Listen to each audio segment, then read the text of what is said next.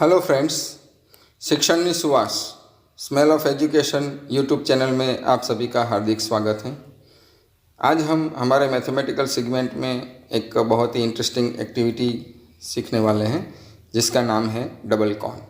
यहाँ पर हमारे पास एक स्केल है, एक सिलेंडर शेप है। ये जो शेप है इसका नाम है डबल कॉन। जैसे दो कॉन हमने उलट सुलट चिपका के रखे हो ऐसे, और ये शेप है जैसे कुछ स्लोप के जैसा। और हम देख लेते हैं कि यहाँ पर ये जो स्लोप है, यहाँ पर उसकी ऊंचाई वो 4 सेंटीमीटर है और यहाँ पर उसकी ऊंचाई 2 सेंटीमीटर है।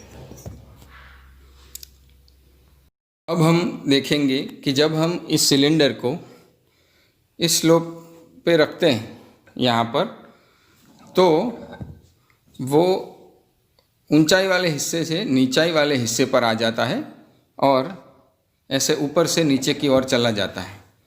पर जब हम इस डबल कॉन को रखते हैं ऊंचाई वाले हिस्से पर, तो वो नीचे की तरफ नहीं जाता है, वो ऊपर की तरफ जाता है। जब हम इसको नीचे की तरफ रखते हैं तो वो अपने आप चलकर ऊपर की ओर चला जाता है। आइए हम देखते हैं कि ऐसा क्यों होता है और इसकी वजह क्या है। तो सीधी सी बात है कि जब कोई आकार का ग्रेविटेशनल सेंटर ऑफ मास ऊंचाई पर होता है तो वो नीचे की ओर चला जाता है। यहाँ पर जब हम सिलेंडर रखते हैं तो सिलेंडर का ग्रेविटेशनल सेंटर ऑफ मास वो ऊंचाई पर है और वो धीरे से नीचे की ओर बढ़ता जाता है। जब हम कॉन को यहाँ पर रखते हैं तो कॉन का ग्रेविटेशनल सेंटर ऑफ मास वो नीचे की ओर होता है और वो वहाँ से नीचे नहीं जाता।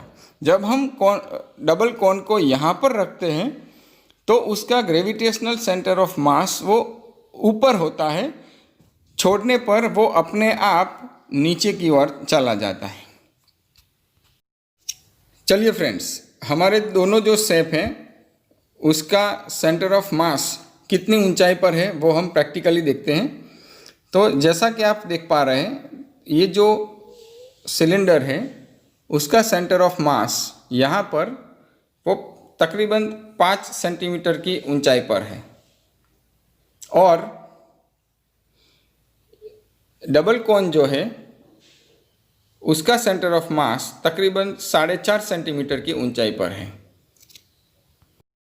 चलिए अब हम देखते हैं कि निचले हिस्से की ओर ये सिलेंडर का ग्रेविटेशनल सेंटर ऑफ मास कितनी ऊंचाई पर है।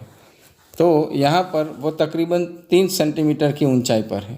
तो फ्रेंड्स, हमने देखा कि सिलेंडर जो है वो ऊंचाई वाले हिस्से पर उसका ग्रेविटेशनल सेंटर ऑफ मास वो 5 सेंटीमीटर की ऊंचाई पर था और यहाँ पर ये 3 सेंटीमीटर के आसपास है।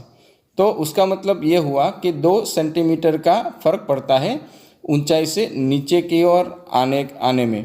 तो इसकी वजह से सिलेंडर 5 सेंटीमीटर की ऊंचाई से उसका सेंटर ऑफ मास 3 सेंटीमीटर की ऊंचाई पर आता है। चलिए अब हम देखते हैं कि हमारा जो डबल कॉन है वो नीचाई वाले हिस्से पर उसका सेंटर ऑफ मास कितनी ऊंचाई पर है। तो यहाँ पर हम देख पा रहे हैं कि डबल कॉन का सेंटर ऑफ मास 6 सेंटीमीटर की ऊंचाई पर है। तो हमने आगे देखा था कि ऊंचाई वाले हिस्से पर डबल कॉन का सेंटर ऑफ मास 4.5 सेंटीमीटर की ऊंचाई पर था और यहाँ पर वो 6 सेंटीमीटर की ऊंचाई पर, मतलब नीचे वाले हिस्से पर डबल कॉन का सेंटर ऑफ मास ऊंचाई पर है। तो यहाँ से जब हम इस सिलेंडर को हटा लेते हैं तो वो हमें दिखता है कि वो ऊंचाई की ओर जाता है, पर ऊंचाई की ओर नहीं जाता। उसका सेंटर ऑफ मास 6 सेंटीमीटर की ऊंचाई से घटकर 4.5 सेंटीमीटर की ऊंचाई पर जाता है। तो फ्रेंड्स, इस तरह से हमने डबल कॉन के बारे में आज सीखा और ये जाना कि सिलेंडर कैसे ऊंचाई से नीचे की ओर आता है और डबल कॉन जो है वो नीचे से ऊपर की ओर जाता है। Thank you.